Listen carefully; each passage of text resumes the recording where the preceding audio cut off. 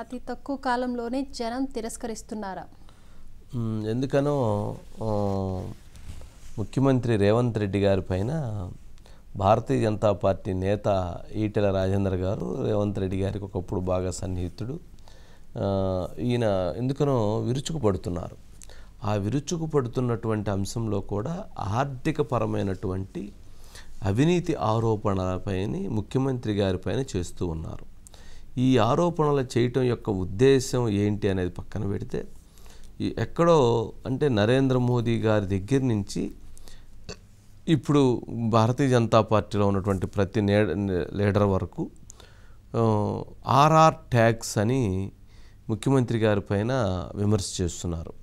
అంటే ఒక ముఖ్యమంత్రి గారి పైన చేసేటువంటి విమర్శ ఖచ్చితంగా అది వాస్తవం అయితేనే చెయ్యాలి.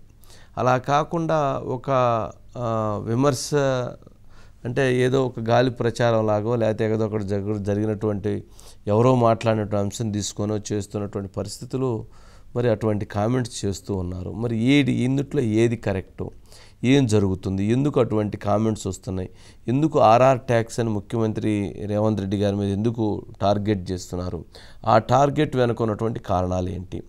కానీ ప్రస్తుతం బీఆర్ఎస్ పార్టీ కాంగ్రెస్ పార్టీ మీద అవినీతి ఆరోపణలు చేయలేకపోతుంది, అసమర్థత అనేది చేస్తుంది.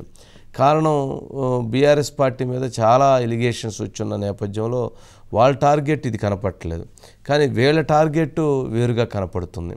మరి వీళ్ళ టార్గెట్ని వాళ్ళ టార్గెట్ని కనుక గమనించినట్లయితే రెండు విభిన్నంగా ఉన్నటువంటి పరిస్థితులు ఉన్నాయి. ఒకరేమన్నా అసమర్థత మీద చేస్తున్నారు, ఒకరేమన్నా అవినీతి మీద చేస్తున్నారు. వీరు అవినీతి ప్లస్ అసమర్థత కూడా అంటూ ఉన్నారు. మరి ఈ విషయంలో మరి రేవంత్ రెడ్డి గారు ముఖ్యమంత్రి గారు త్వరలో మాట్లాడతారు. ఆయన మాట్లాడుకుంటూ ప్రతి అంశం మీద ఆయన టార్గెట్గానే మాట్లాడతారు, టార్గెట్గానే చెప్తారు. మరి ఇది ఎట్లా ఉండిద్దంటే మౌత్ టాక్ అనేది చాలా చాలా వేగంగా వెళుతుంది. స్క్వేర్ ఫీట్కి 75 రూపాయలు లంచం ఇవ్వాల్సిందే పర్మిషన్కి అనేది కనుక మొదలు పెడితే, ఇది కర్ణాటకలో కూడా గతంలో ఎవరైతే ప్రచారం సందర్భంగా ఇక్కడికి వచ్చినటువంటి భారతీయ జనతా పార్టీ నేతలు కర్ణాటకలో కాంగ్రెస్ పార్టీ ఇలా చేస్తుందని మాట్లాడారు. మరి ఇక్కడ కూడా అలాంటి కామెంట్స్నే చేస్తున్నారు. మరి ఇది ఎంతవరకు వాస్తవం అని అంటే, జనరల్గా ఈ ప్రభుత్వం కాదు, ఇంకో ప్రభుత్వం కాదు, పర్మిషన్స్ కోసం అక్కడ ఉన్నటువంటి అధికారులు లేదా ఆ డిపార్ట్మెంట్ చెందినటువంటి కొంతమంది వ్యక్తులు కొంత పర్సంటేజో లేకపోతే కొంత అమౌంట్ తీసుకోవటం అనేది ఇప్పుడు కాదు, గత 20 సంవత్సరాలుగా ఇదొక జరుగుతూ ఉన్నటువంటి అంశం. కానీ ఒక ఫిక్స్డ్ ప్రైస్ ఫిక్స్ చేసి దాన్ని ప్రభుత్వం కలెక్ట్ చేస్తుంది అనేటువంటి దాన్ని ఎస్టాబ్లిష్ చేసేటువంటి ప్రయత్నం మాత్రం ఇది చాలా చర్చ జరిగింది. అంటే మౌత్ టాక్ అనేది ఎవరైతే ప్రజల్లో తొందరగా వేగవంతంగా ఇదిగో ఇన్ని లక్షల ఎస్ఎఫ్టీ కడుతున్నారు, ఇంత ఎస్ఎఫ్టీకి 75 రూపాయలు వసూలు చేస్తారు అంటే ఇంత డబ్బు కలెక్ట్ చేస్తున్నారు అనే దాన్ని ఎస్టాబ్లిష్ చేయటం, ఇది వాస్తవం అంటే మరి అవాస్తవం అంటే వాళ్ళు మాట్లాడుతున్నాం మేము వాస్తవం అని చెప్తారు. ఇందులో మరి ఏది కరెక్ట్ ఏది రాంగ్ అనేది అప్పుడే జస్టిస్ చేయలేము. ఒకసారి బయట ప్లే చేయండి. నిన్ననే మోడీ గారే స్వయంగా, అమిత్ షా గారే స్వయంగా ఈ రాష్ట్రానికి వచ్చి డబుల్ ఆర్ ట్యాక్స్ గురించి చెప్పండి. ఏం జరుగుతుందో మీకు అర్థం కావాలి. ఎంత వాళ్ళు ఆరు అనేటువంటిది ఇక దొరకదో ఎప్పటి వరకు ఉంటామో తెలియదు, అంతా చదువుకునే పెట్టిండ్రు. తప్పు కాదు. ఇవాళ హైదరాబాద్లో బిల్డింగ్ కన్స్ట్రక్షన్ చేయాలంటే పర్మిషన్ కోసం పోతే ఎస్ఎఫ్టీకి 75 రూపాయలు చెప్పండి, ఇవ్వకపోతే ఫీ కట్టకపోతే వాళ్ళ ఫీజు కట్టకపోతే పర్మిషన్ ఇస్తలేదు. అతి తక్కువ కాలంలో అతి ఎక్కువ ఇల్లీగల్ డబ్బులు వసూలు చేసినటువంటి ప్రభుత్వంగా రేవంత్ రెడ్డి ప్రభుత్వం నిలిచింది. అతి తక్కువ కాలంలో ఇవాళ ప్రజల చీకొట్టించుకునేటువంటి ముఖ్యమంత్రి ఎవరంటే వాళ్ళు రేవంత్ రెడ్డిగా నిలిచిపోయింది కదా. మళ్ళీ పంటలు ఎండిపోయినాయి, మళ్ళీ మూటలు కాలిపోయినాయి, మళ్ళీ ఇవాళ మామూలు వ్యవస్థలు వచ్చినాయి. కాబట్టి మనిషి స్వేచ్ఛ ఉండే స్కూల్ ఉండేది ఏం చేస్తావా నువ్వు, నాకు అర్థం కాదు. మూసేస్తావాను, ఉరిదిస్తావాను అయినా మమ్మల్ని. ఆఫ్టర్ ఆల్ నువ్వు ఎంత, నీ బతికెంత? ప్రజలు భిక్ష పెడితే, ప్రజలు ఆశ్రయించి భిక్ష పెడితే నీకు పదవి వచ్చింది. నీది అదేమన్నా, నీ సొంతం అదేమన్నా? ప్రజల జాగీర్, ఇది ప్రజల హక్కు. ప్రజలు పెట్టే భిక్ష అనే విషయం మర్చిపోయిన పార్టీ, మర్చిపోయిన నాయకుడు కాలగర్భంలో కలిసిపోతాడు. దెబ్బ కొడితే లేవరు మళ్ళా. సుధాకర్ రెడీగా ఉన్నా sir. Sudhakar good evening Sudhakar. ఏంటి అంటే ఇది చూస్తే ఏమనిపిస్తుందంటే, ఎందుకనో ఎక్కడో టార్గెట్ పెంచారు, స్పీడ్ పెంచారు భారతీయ జనతా పార్టీ. అంటే ఎన్నికల ఫలితాలు అనుకూలంగా వస్తున్నాయి, సానుకూలతతో ముందుకు వెళ్తున్నామని కావచ్చు, లేక కాంగ్రెస్ పార్టీకి ఫండింగ్ చేయడంలో ముఖ్యమంత్రి రేవంత్ రెడ్డి గారు క్రియాశీలక పాత్ర పోషించారని కావచ్చు, ఇతర రాష్ట్రాలకి ఏదైనా కానీ అక్కడ టార్గెటెడ్గా వెళుతున్నట్లున్నారు. ఎందుకని ఏంటి అంటే ఆ విమర్శలు అంటే 3 నెలల్లోనే 4 నెలల్లోనే ఆ స్థాయి విమర్శలు చేయటం, ఆర్ఆర్ ట్యాక్స్ అని చెప్పటం అంటే ఆయన్ని ఒక డ్యామేజ్ చేసే విధంగా ఒక విస్తృతమైనటువంటి ఒక క్రీడ జరుగుతున్నట్లుంది కదా. అంతే సార్, ప్రస్తుతం తెలంగాణ రాష్ట్ర రాజకీయాల్లో మిత్రుడు శత్రువు అనేది ఒకటి మొదటి నుంచి నడుచుకుంటూ వచ్చింది సార్. ప్రస్తుతం తెలంగాణ రాష్ట్ర రాజకీయాల్లో క్లియర్ గా మనం గమనించినట్లయితే రేవంత్ రెడ్డి, పొంగులేటి శ్రీనివాసరెడ్డి, జూపల్లి కృష్ణారావు, ఈటల రాజేందర్, బండి సంజయ్, ధర్మపురి అరవింద్, అదేవిధంగా కొండ విశ్వేశ్వరరెడ్డి, వీరంతా ఒకే ఆలోచన విధానం, ఒకే రకమైన భావాలున్న నాయకులు. వీరందరూ కూడా కేసీఆర్ కి వ్యతిరేకంగా పోరాటం చేసి కేసీఆర్ కు వ్యతిరేకంగా వీరు రాజకీయాలను నడిపి బయటకు వచ్చిన నాయకులు. అంటే ఒక రకంగా కేసీఆర్ తో సఫర్ అయిన నాయకులు వీరందరూ ఆలోచనలు ఒకే రకంగా ఉంటాయని అందరూ భావిస్తారు. కానీ తెలంగాణ రాష్ట్రంలో ఎన్నికలు జరిగి కాంగ్రెస్ పార్టీ అధికారంలోకి వచ్చిన కొన్ని రోజుల నుండే రేవంత్ రెడ్డి పైన వీరు ముఖ్యంగా ఈటల రాజేందర్, బండి సంజయ్, ధర్మపురి అరవింద్ లాంటి వారు, కొండ విశ్వేశ్వరరెడ్డి వీరందరూ ఒక రకమైన విమర్శలు చేస్తూ వస్తున్నారు. కానీ ఇవాళ ఈటల రాజేందర్ మాట్లాడిన మాటలు అయితే చాలా రేవంత్ రెడ్డి పైన చాలా తీవ్ర స్థాయిలో ఆయన విమర్శలు చేశారు. ఇవన్నీ ఆధారాలతో సహా చేసిన విమర్శలుగానే మనం చూడాల్సి ఉంటుంది. ఎందుకంటే చాలా సీరియస్ గా మాట్లాడారు ఆయన. హైదరాబాద్ లో ఎవరైనా ఇల్లు నిర్మించుకోవాలంటే స్క్వేర్ ఫీట్ కి 75 రూపాయలు చెల్లించాల్సిందే. ఎట్ ది సేమ్ టైం అతి తక్కువ కాలంలో ప్రజల చేత చీకొట్టించుకున్న ముఖ్యమంత్రి ఎవరైనా ఉన్నారంటే అది రేవంత్ రెడ్డి. అతి తక్కువ కాలంలో ప్రజలు తిరస్కరించిన ప్రభుత్వం ఏదన్నా ఉందంటే అది ప్రస్తుత కాంగ్రెస్ ప్రభుత్వం అంటూ ఆయన చెప్పుకుంటూ వచ్చారు. అదేవిధంగా రేవంత్ రెడ్డి కూడా ప్రజాస్వామ్యాన్ని అపహాస్యం చేస్తున్నారు, ప్రతిపక్షాలను నిర్బంధిస్తున్నారు, ప్రతిపక్షాలకు స్వేచ్ఛ లేకుండా చేస్తున్నారు. ఇలా చేసిన నాయకులు ఎవరు కూడా ప్రజలలో నిలదొక్కలేకపోయారు. అధికారం ఎవరికి సొత్తు కాదు, అధికారం ఎవరికి జాగీరు కాదు, ఇది తెలంగాణ ప్రజలు ఇచ్చిన అధికారం, పదవి నీకు ఏమైనా శాశ్వతం అంట ఆయన ఎవరు సార్ ఈటల రాజేందర్ రేవంత్ రెడ్డి పైన తీవ్ర స్థాయిలో ధ్వజమెత్తారు. అధికారం నేనే 20 ఏళ్ళు ముఖ్యమంత్రిగా ఉంటానన్న కేసీఆర్ ఏమైనా ఉన్నాడా? ఇప్పుడు ప్రజలు తొక్కితే ఎక్కడో వెళ్ళిపోయాడు, మళ్ళీ లేచే పరిస్థితి లేదు అంటూ ఆయన మాట్లాడుకుంటూ వచ్చిన పరిస్థితి సార్. ఒకవైపు బీఆర్ఎస్ కు సంబంధించిన నాయకులు ముఖ్యంగా కేటీఆర్, హరీష్ రావు, కేసీఆర్ లాంటి వారు ప్రభుత్వం అవలంబిస్తున్న ప్రజా వ్యతిరేక విధానాలపైన వారు మాట్లాడుతున్నారు. వారు అవినీతికి సంబంధించిన అంశాలను ఎక్కడ లేవనెత్తట్లేరు. ఎందుకు వారు అవినీతికి సంబంధించిన అంశాలను లేవనెత్తట్లేరు అంటే గత ప్రభుత్వంలోనే ముఖ్యమైన నాయకులందరూ కూడా ఇప్పుడు అవినీతి పరమైన అంశాలపైన విచారణ ఎదుర్కొంటున్నారు. కాబట్టి గత ప్రభుత్వం తీవ్రంగా అవినీతి చేసిందని ఒక ప్రచారం వేగంగా ప్రజల్లోకి వెళ్ళిపోయింది. కాబట్టి బీఆర్ఎస్ సంబంధించిన నాయకులు ఎవరు విధానపరమైన నిర్ణయాలు ప్రభుత్వం చేస్తున్న ప్రజా వ్యతిరేక విధానాలపైన వారు మాట్లాడుతున్నారు, అవినీతి అంశాలను ప్రస్తావించట్లేదు. కానీ భారతీయ జనతా పార్టీ సంబంధించిన నాయకులు ముఖ్యంగా ప్రధానమంత్రి నరేంద్ర మోడీతో సహా అమిత్ షా, జేపీ నడ్డాతో పాటు ఇక్కడున్న నాయకులందరూ కూడా ఆర్ఆర్ ట్యాక్స్ అనేది చాలా ప్రాచుర్యంలోకి తీసుకెళ్తున్నారు. రాహుల్ గాంధీ, రేవంత్ రెడ్డి ట్యాక్స్ ఎవరైతున్నారో తెలంగాణ రాష్ట్రంలో ఉన్న బడా బాబులు, రియల్టర్లు, కాంట్రాక్టర్లు, బడా పారిశ్రామికవేత్తలు వీరందరి నుండి ట్యాక్స్ వసూలు చేసి ఇది ఢిల్లీకి పంపిస్తున్నారు. ఢిల్లీకి ఎందుకు పంపిస్తున్నారంటే మొత్తం 4 రాష్ట్రాల్లో మాత్రమే కాంగ్రెస్ పార్టీ అధికారం ఉన్నది. 4 రాష్ట్రాల నుంచి కాంగ్రెస్ పార్టీకి కావాల్సిన ఫండింగ్ అంతా జరగాలి. అప్పుడే వారు 543 స్థానాలలో ఎన్నికలను ఫేస్ చేయగలుగుతుంది అనేది మీరు చెప్తున్న అంశం. ఎందుకంటే సార్ ఎన్నికలకు ముందు మనం చూసాం సార్, ఎలక్ట్రల్ బాండ్స్ ఏవైతున్నాయో ఎలక్ట్రానిక్ బాండ్స్ అన్ని కాంగ్రెస్ సంబంధించిన బాండ్స్ అన్ని ఆర్బీఐ బ్యాన్ చేసి వారు మేము ఎన్నికలు చేయాలంటే అంటే కేవలం ఒక రైళ్లలో తిరగాలంటే టికెట్ కొనలేని పరిస్థితి అని రాహుల్ గాంధీ, అదే మల్లికార్జున ఖర్గే, సోనియా గాంధీ విలేకరుల సమావేశం పెట్టి చెప్పిన పరిస్థితి ఉంది. కాబట్టి తెలంగాణ రాష్ట్రంలో కాంగ్రెస్ పార్టీ అధికారంలో ఉంది, ఒకటి కర్ణాటక, రెండు తెలంగాణ. కాబట్టి ఇక్కడ నుండే ఆర్ఆర్ ట్యాక్స్ వసూలు చేసి ఢిల్లీకి పంపుతున్నారు అనేది వారు చేస్తున్న ఆరోపణ సార్. అందుకు అనుగుణంగానే రేవంత్ రెడ్డి 500 కోట్లు వసూలు చేసి ఢిల్లీకి పంపాడంటూ పదే బీజేపీ నాయకులు ఆరోపిస్తున్నారు. At the same time Maheshwar Reddy BJP MLA ఉన్నారు, ఆయన ఒక ఆరోపణ చేశారు. 500 కోట్ల రూపాయలు ఉత్తమ్ కుమార్ రెడ్డి ద్వారా చేతులు మారాయి, అందులో 100 కోట్ల రూపాయలు ఉత్తమ్ కుమార్ రెడ్డి ఢిల్లీకి పంపించాడు.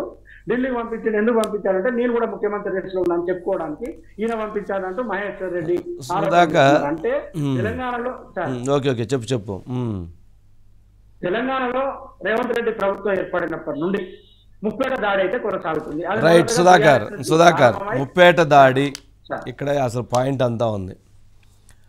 రేవంత్ రెడ్డి గారికి సంబంధించినంత వరకు మనం కొన్ని గమనిస్తే కనుక కొన్ని అంశాల విషయంలో అధికారంలోకి రాకముందు ఆయన ప్రతిపక్ష నేతగా ఉన్నప్పుడు కానీ, లేదా ఆయన ఎమ్మెల్యేగానో ఎంపీగానో లేదా ఆయన పోరాడినప్పుడు అది ఆయన సంధించడానికి ఎక్కువ అంశాలు ఉంటాయి.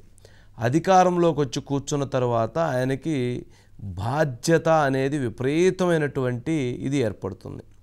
ఆ బాధ్యతగా రాష్ట్ర ముఖ్యమంత్రిగా ఆయన బాధ్యతలు తీసుకుని కూర్చున్న తర్వాత ఆయన చుట్టూతా ఉన్నటువంటి వాళ్ళ సహకారం బలంగా ఉంటే ఆ నాయకత్వం బలంగా ముందుకు వెళ్తుంది. కానీ అక్కడ కూర్చున్న తర్వాత ఆయనకి ఆ బలమైనటువంటి సహాయ సహకారాలు అందటం లేదు అనేటువంటి ఒక బలమైన విమర్శ, చర్చ ఒకటి ప్రజల్లో జరుగుతుంది. ఇది ఒక అంశం. ఇందాక ఈటెల రాజేంద్ర గారు మాట్లాడిన పాయింట్లో ఒకటి గమనిస్తే, కరప్షన్ ఎలిగేషన్స్ అనేటువంటిది వచ్చినప్పుడు ఒక ముఖ్యమంత్రి గారి పైన, ఏ నాయకుడి మీదైనా ఏ ముఖ్యమంత్రి గారి మీదైనా సరే కరప్షన్ ఎలిగేషన్స్ చేయకుండా ఏ ప్రతిపక్షము కూడా ఉండదు. నెంబర్ 1, ఏ ముఖ్యమంత్రిని కూడా అవినీతి ఎలిగేషన్స్ అనేటువంటిది చేయకుండా వదిలిపెట్టేటువంటి ప్రసక్తి ఏ ప్రతిపక్షము లేదు. ఓకే, రేవంత్ రెడ్డి గారి మీద కూడా అటువంటి ఎలిగేషన్స్ వచ్చినాయి అని అనుకుందాం. కానీ 4 నెలల్లోనే అత్యంత ఫెయిల్యూర్ ముఖ్యమంత్రిగా, ప్రజలు వ్యతిరేకించినటువంటి ముఖ్యమంత్రిగా రేవంత్ రెడ్డి గారు ఉన్నారు అని చెప్పారు చూసారా, అది అత్యంత ప్రభావవంతమైనటువంటి పదం. అంటే అది అత్యంత ముఖ్యమంత్రి గారికి అన్యాయం చేసేటువంటి, నష్టం చేసేటువంటి పదం. ఆ పదము గనక పదే పదే వచ్చే కొంది దానిని తగ్గట్టుగా కౌంటర్ చెయ్యకపోతే, అదే పదం పెరిగి వెళితే, అంటే ఆయనకి ఆ ఫెయిల్యూర్ అనేటువంటి ముద్ర తేయటం కోసం ఒక పెద్ద కసరత్తు జరుగుతుందేమో అనిపిస్తుంది.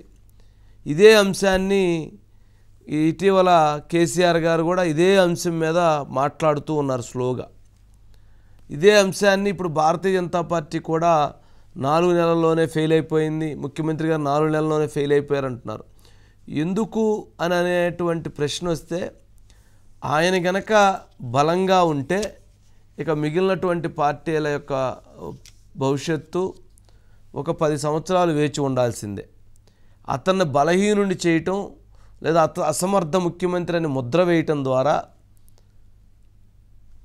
అక్కడ త్వరితగతిన, అంటే ఆ వ్యక్తిని డ్యామేజ్ చేయటం ద్వారా త్వరగా ప్రతిపక్షాల్లో ఉన్నటువంటి వాళ్ళు త్వరగా అధికారంలోకి రావచ్చు అనేటువంటి ఒక భావనతో ఈ రకమైనటువంటి ఒక ఆలోచనకి అడుగులు వేస్తున్నారా అని అనుకోవాలా.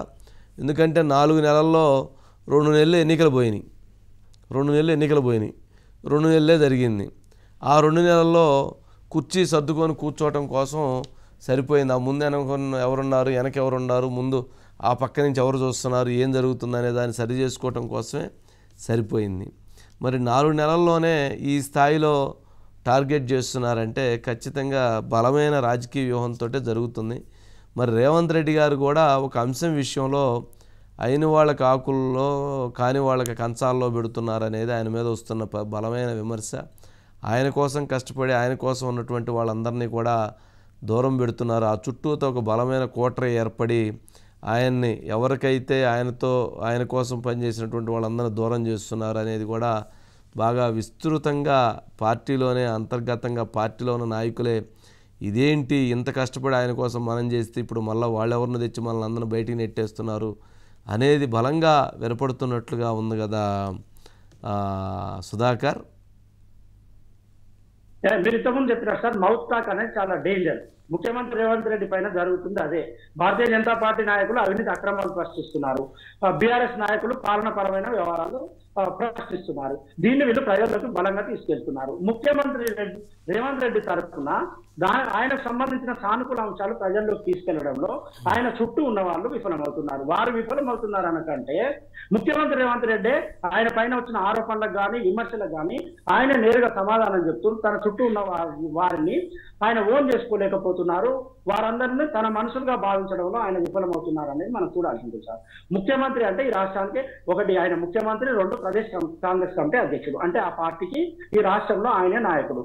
ఆయన పైన విమర్శ వచ్చినా, ఆయన పైన ఆరోపణ వచ్చినా ఆ మంత్రుల దగ్గర నుండి మొదలుకుంటే నియోజకవర్గ ఇన్ఛార్జ్ వరకు అందరు వెంటనే స్పందించాలి. అందరూ కూడా ఆయన పైన వచ్చిన విమర్శల పైన స్పందించి ఎవరైతే ఆరోపణలు చేసిరో వారికి ధీటుగా సమాధానం ఇవ్వాలి. కానీ రేవంత్ రెడ్డి విషయంలో ఇప్పుడు అది జరగట్లేదు. జరగకపోవడానికి కారణం ఏంటంటే ఇంతకుముందు మీరు అన్న మాట, ఆయన కోసం కష్టపడ్డ వారిని, ఆయన కోసం శ్రమించిన వారిని, వారందరినీ కాదని తన చుట్టూ చేసిన ఒక కోటని మాటలు వింటూ ఫీల్ గుడ్ ఫ్యాక్టర్ ఒకటి ఉంటుంది సార్. ఇక్కడ నిత్యం చెవుల్లో జొర్రిగల్లాగా చేస్తూ సార్ ఇది బాగుంది, సార్ అది బాగుంది, నేను ఇది చేశాను, నేను అది చేశానంటూ వారు చుట్టూతా చేరి జొర్రిగల్లాక అన్ని విషయాలు చెప్తుంటారు. అసలు పక్కకు పోతుంది డబ్బా బ్యాచ్ సార్. ఇది నిత్యం తప్పుడు చేస్తుంది. అంటే ఈ డబ్బా బ్యాచ్కి ఒకటి ఉందట. ఈ డబ్బా బ్యాచ్ ఎట్లుంటారంటే ఎక్కడ అధికారం ఉంటే అక్కడికి వెళ్తుంటారు, ఎక్కడ అవకాశం ఉంటే అక్కడ దూరుతుంటారు, పోరాడేది ఉండదు. డబ్బా ఒకటి తీసుకొని, ఇంతకుముందు ఏంటంటే డబ్బా తీసుకొని కొట్టేవాళ్ళట, బాగా ఉంది బాగుందని. ఇప్పుడు అట్లా లేట్ అవుతుందని చెప్పని వాళ్ళు చిన్నగా తర్వాత ఇప్పుడు మిషన్ తెచ్చారంట. ఆ మిషన్ తీసుకొని దానికి స్విచ్ చేస్తే అది దన మోగుతుందంట. ఇక నా చెవుల్లోకి ఆ వినుసొంపుగా ఆ సౌండ్ అట్లా వెళ్ళిపోయేదని మిగిలింది ఏం కనపడకుండా ఈ డబ్బా బ్యాచ్ ఎక్కువైంది అనేది కూడా నడుస్తుంది. అయితే చాలా ప్రమాదం సార్. ఎందుకంటే ఉమ్మడి ఆంధ్రప్రదేశ్ నుంచి తెలంగాణ విడిపోయిన తర్వాత రెండవ ముఖ్యమంత్రి అంటే జనరల్గా రేవంత్ రెడ్డి గారు ఈ డబ్బా బ్యాచ్ ఎవరమో లేకపోతే ఈ ఏమంటాము దాన్ని ఇలా పొగిడేటువంటి వాళ్ళ విషయంలోనూ కొంచెం దూరంగానే ఉంటారే. ఆయన కొంచెం ప్రాక్టికాలిటీకి దగ్గరగా ఉంటారు. కానీ ప్రతిపక్షంలో అలా ఉన్నారు. మరి అధికారంలోకి వచ్చిన తర్వాత మరి ఏమన్నా వాళ్ళ సౌండ్ ఎక్కువ ఉందంటావా? వ్యక్తి ఆయన ఉంటాడు కానీ పదవి అది కాదు కదా సార్. పదవి వచ్చినాక అందరూ వచ్చి చేరుతారు. అక్కడ చేరిన తర్వాత ఎవరైనా దానికి కావాల్సిందే. కానీ దానికి దూరంగా ఉంటే ఆయన ముఖ్యమంత్రిగా నిరూపించుకుంటాడు.